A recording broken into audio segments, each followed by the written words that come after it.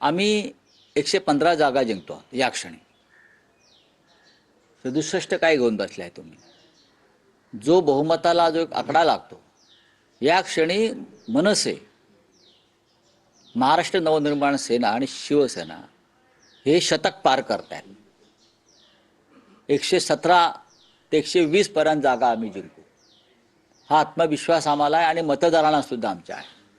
ठाण्यामध्ये शिवसेना मनसे काय स्थिती असेल, काही तिकडचं काही, कारण ठाण्याचं बाळासाहेबांचं विशेष प्रेम ठाण्यावरही राहिले राष्ट्रवादी, त्यामुळे तिथे काय महाविकास आघाडी म्हणून आहे की शिवसेना मनसे म्हणून आहे, काय नेमकं घडतंय? शिवसेना मनसे नक्कीच आहे, पण आमच्या लोकांनी राष्ट्रवादी काँग्रेसची चर्चा केलेली आहे, पण माझ्याकडे त्याविषयी फार माहिती नाही आहे. पण शिवसेना आणि मनसेमध्ये जागा वाटप पूर्ण झालेलं आहे. तिकडले राष्ट्रवादी काँग्रेसच्या नेत्यांशीही चर्चा झालेली आहे. खास करून जितेंद्र आव्हाड यांच्याबरोबर सुरुवातीलाच बैठका झालेल्या आहेत. त्या संदर्भात तुम्हाला संध्याकाळपर्यंत निकाल मिळेल. शक्यता आहे की महायुतीत तिथे भाजप स्वबळावर लढण्याची शक्यता आहे. स्थानिक आमदार म्हणतात की आजपर्यंतचा अल्टिमेटम आहे, जर आज नाही झालं तर स्वबळावर लढू.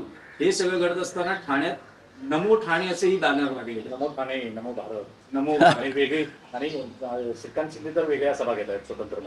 नाही, ठीक आहे, अल्टिमेटम वगैरे असा काही नसतो. ठाण्याचं महत्त्व वेगळं आहे यावेळेला.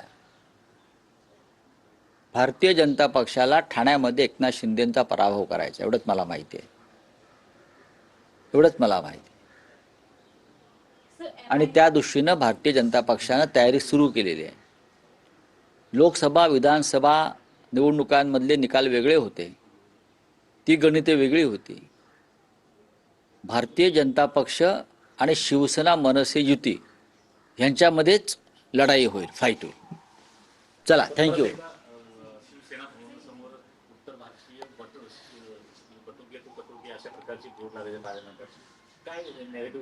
हे भारतीय जनता पक्षाचे धंदे आहेत बरं का. कोणी निंदा कोणी वंदा, माझं नाव धंदा, बरं, तसं त्यांचं चालू आहे. ते काय सुधारणार नाहीत. भारतीय जनता पक्षाचे लोक अजिबात सुधारणार नाहीत. त्यांच्यासाठी कुणी बलात्कारी भ्रष्टाचारी ही त्यांची ताकद आहे आणि त्यांच्या पक्षात असे सगळे लोक घेऊन हे अशा प्रकारचे धंदे करतात. चले खुश आहे.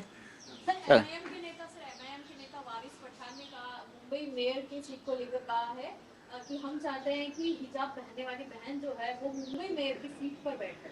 ठीक है, चुनाव लड़िए, बहुमत प्राप्त कीजिए. मेयर बनने के लिए बहुमत होना जरूरी होता है, तो आप बहुमत लाइए, 110 सीट चुनकर आइए और चर्चा करिए. बात ऐसी है, ये मुंबई है, ये महाराष्ट्र की राजधानी है और हम हमेशा चाहेंगे कि यहाँ का मेयर मराठी भाषिक हो और उस मराठी भाषिक मेयर को वारिस पठान अगर मुंबई कर है तो समर्थन देना चाहिए. सर, उन्नाव रेप केस में जो कुलदीप सेंगर है जिसे दिल्ली हाई कोर्ट ने बेल दे दी, उससे लेकर जो है सीबीआई जो है सुप्रीम कोर्ट. नहीं, मुझे इतना ही मालूम है, ये जो कुलदीप सेंगर है उसको मुंबई में प्रचार को ला सकते हैं बीजेपी. उत्तर प्रदेश से है ना, तो मुझे जानकारी है कि कुलदीप सेंगर को भी भारतीय जनता पार्टी मुंबई में प्रचार को योगी आदित्यनाथ के साथ ला रही है. तो सीबीआई बीबीआई की वो उनके घर के लोग हैं. सीबीआई भाजपा के कार्यकर्ता है, उनको बेल रहेगा. अगर उनको निकाला है जिस तरीके से, तो थोड़े अंदर डालने के लिए निकाला है. लेकिन कुलदीप सेंगर मुंबई में योगी आदित्यनाथ के साथ देवेंद्र फडणवीस का आग्रह है कि कुलदीप सेंगर को यहाँ लाइए और प्रचार करिए.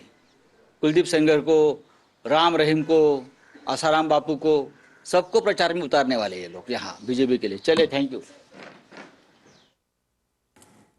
संजय राऊत माध्यमांशी बोलत होते आणि भाजपकडनं जे काही मुंबईमध्ये भाजपनं फाळणी केली आणि इतर नेत्यांना, उत्तर प्रदेशच्या नेत्यांना महाराष्ट्रामध्ये किंवा मुंबईमध्ये प्रचाराला आणण्याची गरज काय, त्यासोबत एकूणच महायुतीवरती त्यांनी निशाणा साधलाय.